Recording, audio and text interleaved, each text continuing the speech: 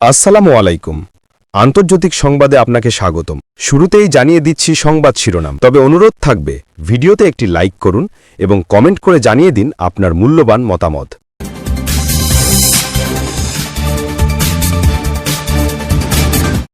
প্রথমে জানাব, যুদ্ধবিরতি চুক্তি লঙ্ঘন করে ফের লেবাননে ইসরায়েলি হামলা, নিহত 2।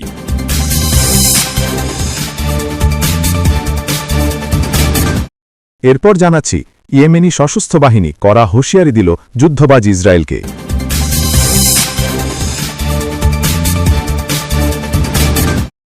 এইদিকে হোয়াইট হাউসে সিরিয়া যুক্তরাষ্ট্রের ঐতিহাসিক বৈঠক আজ।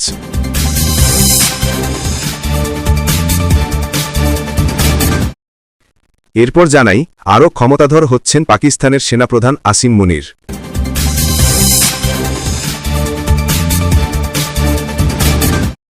আরও থাকছে, তেহরানে 1 কোটি মানুষের 14 দিন চলার মতো পানি আছে।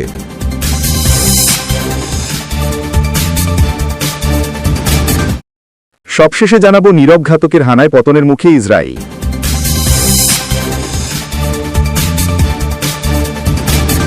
এতক্ষণ শুনছিলেন সংবাদ শিরোনাম, এবারে বিস্তারিত। তবে অনুরোধ থাকবে ভিডিওটিতে একটি লাইক করবেন এবং কমেন্ট করে জানিয়ে দেবেন আপনার মূল্যবান মতামত। এছাড়া আমাদের চ্যানেলে নতুন হয়ে থাকলে চ্যানেলটি সাবস্ক্রাইব করে আমাদের সাথে থাকবেন।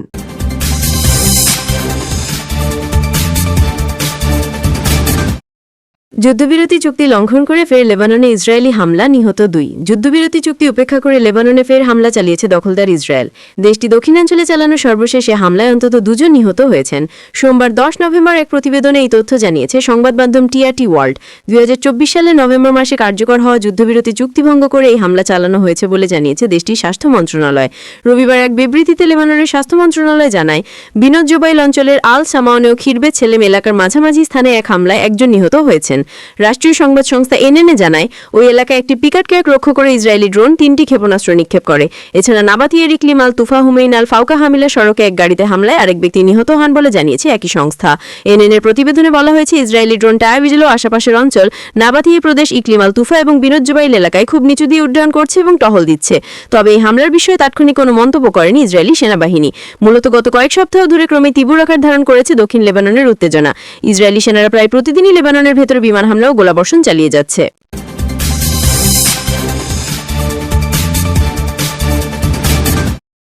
ইয়েমেনি সশস্ত্র বাহিনী কড়া হুঁশিয়ারি দিল যুদ্ধবাজ ইসরায়েলকে। ইয়েমেনি সশস্ত্র বাহিনী আবারও গাজায় সম্ভাব্য সংঘর্ষের জন্য সতর্কবার্তা দিয়েছে। বাহিনীর প্রধান ব্রিগেডিয়ার জেনারেল ইউসুফ হাসান আল মাদানি স্পষ্টভাবে জানিয়েছেন, যদি ইসরায়েল গাজা উপত্যকায় নতুন করে সামরিক অভিযান শুরু করে, তাহলে ইয়েমেনি বাহিনী সরাসরি যুদ্ধক্ষেত্রে ফিরে যাবে। এই হুঁশিয়ারি মূলত ইসরায়েলের সামরিক আগ্রাসনের জবাব হিসেবে এবং ফিলিস্তিনিদের প্রতি সমর্থন দেখানোর জন্য দেওয়া হয়েছে। রোববার 9 নভেম্বর আল মাদানি হামাসের সামরিক শাখার যোদ্ধাদের উদ্দেশ্যে বার্তায় বলেন, যদি শত্রুরা গাজায় যুদ্ধ পুনরায় শুরু করে, আমরা ফের যুদ্ধক্ষেত্রে ফিরব। আমরা আমাদের প্রতিশ্রুতি রাখব এবং যে কোনো মূল্যে তোমাদের সঙ্গে থাকব। এর আগে ইয়েমেনের আনসারুল্লাহ নেতা আব্দুল মালিক আল হুতি ঘোষণা করেছিলেন যে প্রতিরোধ বাহিনী ইসরায়েলের বিরুদ্ধে সম্ভাব্য পরবর্তী লড়াইয়ের জন্য প্রস্তুতি নিচ্ছে। হুতি এক টেলিভিশন ভাষণে আরও বলেন, ইয়েমেনিরা পূর্বের সংঘর্ষ থেকে আরও শক্তিশালী হয়ে উঠেছে এবং নিঃসংকোচে শত্রুর সঙ্গে নতুন রাউন্ডের মুখোমুখি হওয়ার দ্বার প্রান্তে রয়েছে। আগামী সংঘর্ষে প্রস্তুতির ভিত্তি ধরে রেখে কাজ চালিয়ে যাওয়া এবং শত্রু ও তার সহযোগীদের বিরুদ্ধে প্রস্তুত থাকা অপরিহার্য। অক্টোবর 2023 থেকে গাজা উপত্যকায় ইসরায়েলি আগ্রাসন শুরুর পর ইয়েমেনি সশস্ত্র বাহিনী লোহিত সাগরে তেলাবিব ও সংশ্লিষ্ট জাহাজে হামলা চালিয়ে আসছে। এর ফলে স্পষ্ট হয়েছে যে ইয়েমেনি বাহিনী ফিলিস্তিনিদের সমর্থনে যে কোনো সম্ভাব্য নতুন সংঘর্ষে সক্রিয় ভূমিকা নিতে প্রস্তুত। তথ্যসূত্র প্রেস টিভি।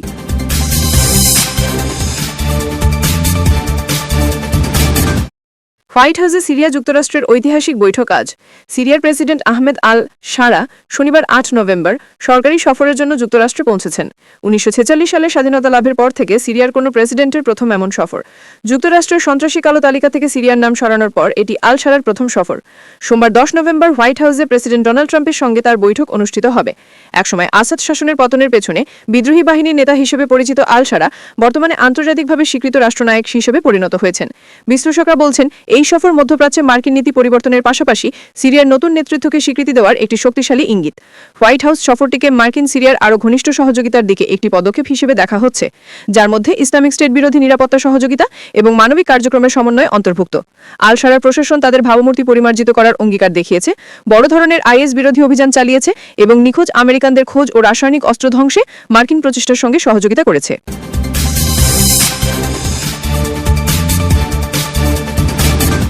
আরও ক্ষমতাধর হচ্ছেন পাকিস্তানের সেনাপ্রধান আসিম মুনির। পাকিস্তানের সেনাবাহিনী প্রধান জেনারেল আসিম মুনির এখন আরও ক্ষমতাধর অবস্থানে যাচ্ছেন। দেশটির সরকার নতুন সংবিধান সংশোধনের মাধ্যমে সেনাবাহিনীর কাঠামো ও নেতৃত্ব ব্যবস্থায় বড় পরিবর্তন আনতে যাচ্ছে।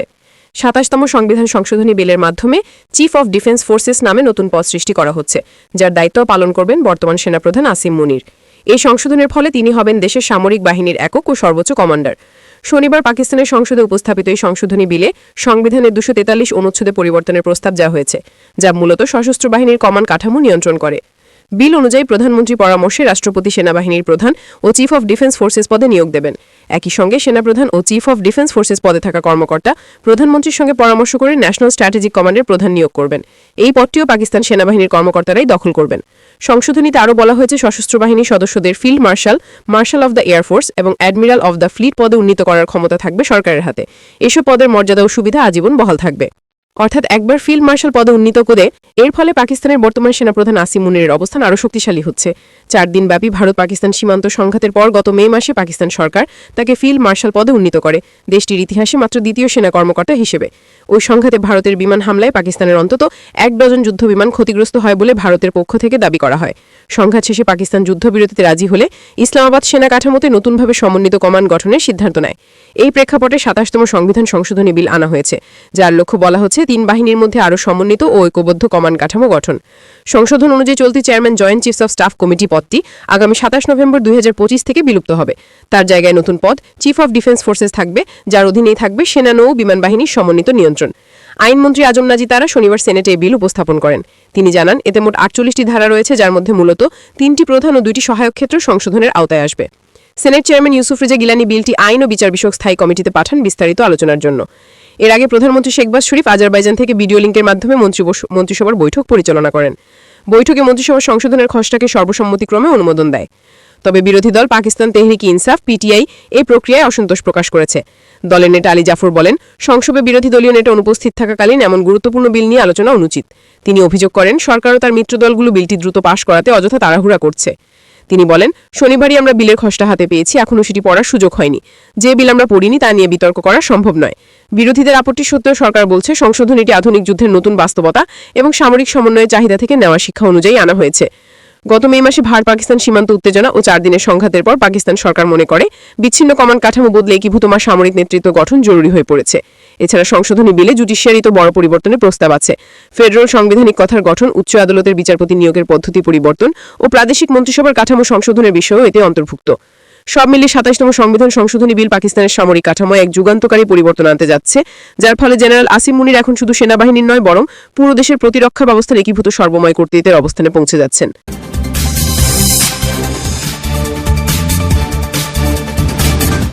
তেহরানে ১ কোটি মানুষের ১৪ দিন চলার মতো পানি আছে।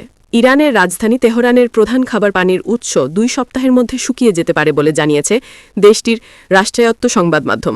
শহরটির পানি সরবরাহকারী সংস্থার পরিচালক বেহেজাত পারসা বলেছেন, শহরের প্রধান জলাধার আমির কাবির বাঁধে বর্তমানে মাত্র ১৪ মিলিয়ন বা ১,৪০,০০,০০০ ঘনমিটার পানি রয়েছে।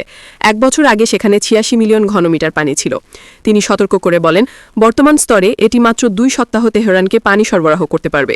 তেহরান প্রদেশ দীর্ঘমেয়াদী খরার কবলে পড়েছে, যা অঞ্চলটিকে গত কয়েক দশকের মধ্যে সবচেয়ে গুরুতর পানি সংকটের মুখে ফেলেছে। অক্টোবর মাসে এক স্থানীয় কর্মকর্তা বলেন, বৃষ্টিপাতের পরিমাণ গত ১ শতাব্দীর মধ্যে প্রায় নজিরবিহীন।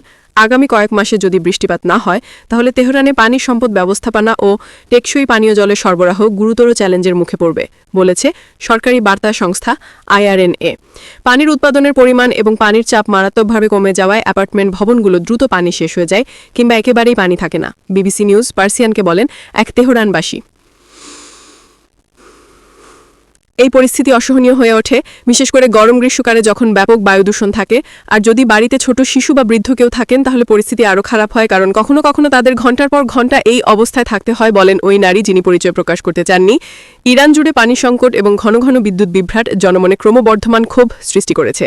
রাজধানী তেহরানের বহুতল অ্যাপার্টমেন্ট থেকে শুরু করে খুজেস্তান এবং সিস্তান বালুচিস্তানের গ্রাম পর্যন্ত জীবনযাত্রা এমনভাবে ব্যাহত হচ্ছে যাকে অনেকেই বলছেন অসহনীয়। টানা 5 বছর শুষ্কতা এবং রেকর্ড তাপের পর তেহরান পৌরসভার কলগুলো শুকিয়ে যাওয়ার দিকে এগিয়ে যাচ্ছে। জলাধারের পানির স্তর ইতিহাসের সর্বনিম্ন পর্যায়ে রয়েছে। বিদ্যুৎ বিভ্রাট নিত্য নৈমিত্তিক ঘটনায় পরিণত হয়েছে এবং মানুষের মেজাজ ক্রমশ খারাপ হচ্ছে। রাজধানী তেহরান ইরানের বৃহত্তম শহর এবং প্রায় 1 কোটি মানুষের বাসস্থান। এটি পানির জন্য 5টি প্রধান বাঁধের উপর নির্ভরশীল। এর মধ্যে একটি লার বাঁধ, যেটি এখন নিদারুণভাবে শুষ্ক। এর পরিচালনাকারী কোম্পানির মতে এখানে তার স্বাভাবিক স্তরের মাত্র 12% পানি রয়েছে। ইরানের প্রেসিডেন্ট মাসুদ পেজেশকিয়ান বাসিন্দাদের পানি ব্যবহার কমপক্ষে 20% কমানোর আহ্বান জানিয়েছেন। সরকারি পরিসংখ্যান অনুযায়ী জুলাই মাসে চাহিদা গত বছরের তুলনায় 13% কমেছে। তবে কর্তৃপক্ষ বলছে যে সেপ্টেম্বর এবং অক্টোবর জুড়ে সরবরাহ সচল রাখতে আরও 12% হ্রাস প্রয়োজন। তেহরান এবং অন্যান্য শহরের সরকারি ভবনগুলো জ্বালানি সাশ্রয়ের জন্য নিয়মিত বন্ধ থাকে, যার ফলে ব্যবসা প্রতিষ্ঠানগুলো অর্থনৈতিক ক্ষতির অভিযোগ করে।